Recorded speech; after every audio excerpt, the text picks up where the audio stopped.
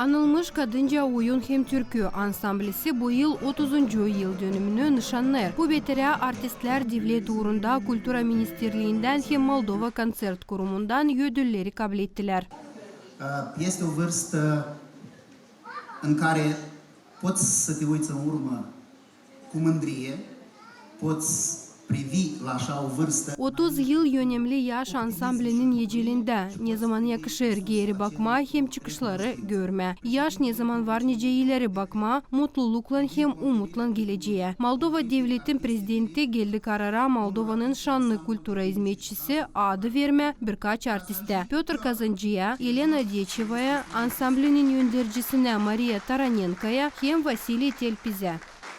Decheva Elena, solistă a colectivului de dansatori. Taranenko Maria, conducătoare artistică, solistă vocalistă. Telpis Vasily, solist instrumentist.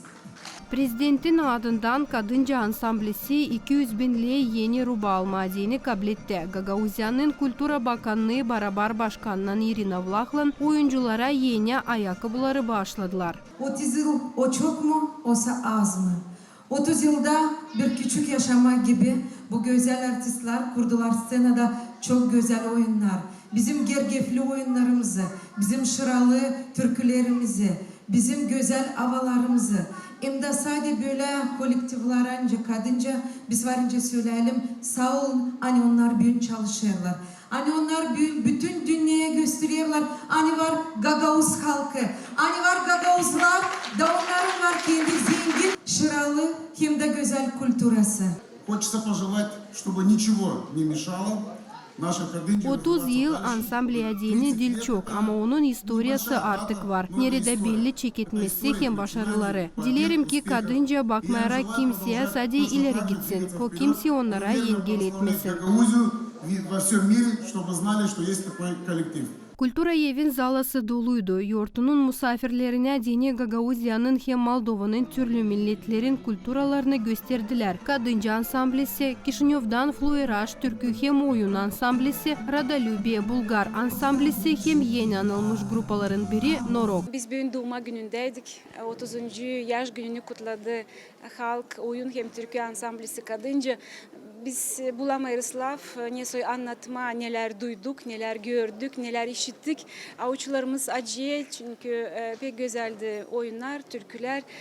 Scena güzeldi, ses güzeldi, şarkılar renkliydiler. Açan zalaya girdik, şaşarak kaldık. Yaşla doldu gözlerimiz o şılaklardan. Anglarını bize dini hazırladılar. Yoktur bizim için böyle yurtu geçirildiği. Hepsini tabir sıra kutlarım yurtuyla. 1992 yılda Gagauzya'da Kadınca Oyun hem Türkü ansamblisi kuruldu. Avtonomiyanın vizit kartası her zaman seyredicileri kendi yaratmalarından şaştırardılar. O oyunları anılmış koreograf Avram Köse koymuştu. O terbiye ederdi gençlerde halk oyunlarına sevgiyi, adetlere, tradisiyalara hem Gagauz kulturasına saygıyı. Nişanladı Moldova Devletin Parlamentin deputatı Ivana Köksal. Unutmayacağız bir zaman hem de unutulmayacak Avram Petrovich'in Köse işleri, yaratmaları, zahmeti, dini neler o bu 30 yılın içinde savaştı hem de koydu. Bütün yaşamasını bugün scenada biz mutlulukla seyrettik.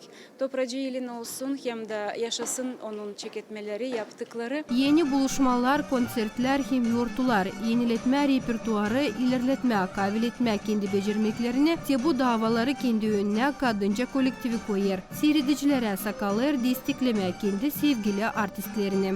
O kadar beğendim konserde. Canım mutlu kaldı hem sevinerek eve giderim. Şükür hani ben Gagauzya'da yaşarım. Ansamblede halis profesyonel artistler çalışırlar. Kodulum hani Gagauzya'da yaşarım. Pek severim onları.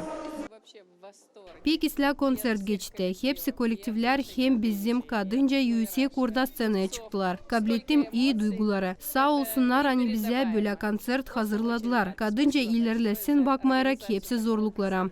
Я могу пожелать им Orada только benim добра, uşaklarım только büyün процветания. oynardılar. Dilerim onlara iyilik hem ilerlemek. Ama en pahalı o sağlık. Açan o var, hepsi olur. Молодые, они о. Kadınca ansamblisi 30 yılın içinde payaldı dolay, bölge, devlet hem halklar arası festivallerde Rumuniyada, Bulgarya'da, Greciya'da, Fransa'da, Türkiye'de, Ukrayna'da, Rusya'da hem Belarusya'da. Marina Tapal, Grigori Stavilov, Artyom Tapal, GRT Haberler.